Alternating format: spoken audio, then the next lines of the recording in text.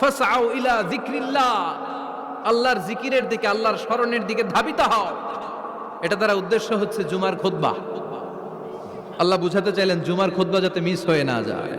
এজন্য জুমার খুতবারে যেন তেন মনে করবেন না, এটা ওয়াজিব। জুমার নামাজ যেমনি ওয়াজিব, জুমার খুতবা দেওয়াও, কথা বলেন, জুমার খুতবা ওয়াজিব, শোনা ওয়াজিব, খুতবা দেওয়া ওয়াজিব। এই জন্য রব্বুল আলামিন জোহরের নামাজকে ফরজ করে দিয়েছেন 4 রাকাত। যেহেতু জোহরের নামাজের আগে পরে কোনো খুতবা নাই, জুমার দিন খুতবা আছে, তাই জুমার দিন 4 রাকাত থেকে কমিয়ে তিনি 2 রাকাত করে দিয়েছেন। কি ব্যালেন্সড ইসলাম, কি ভারসাম্যপূর্ণ আমাদের জীবন বিধান। প্রতিদিন জোহরের সময় ফরজ কয় রাকাত, কিন্তু জুমার দিন ফরজ কয় রাকাত? 2 রাকাত কমাইলো কেন? খুতবা। সুবহানাল্লাহ কইবেন না?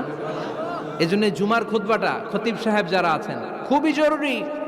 এটাকে খুব কনস্ট্রাকটিভ মুডে সমাজে তুলে ধরতে হবে।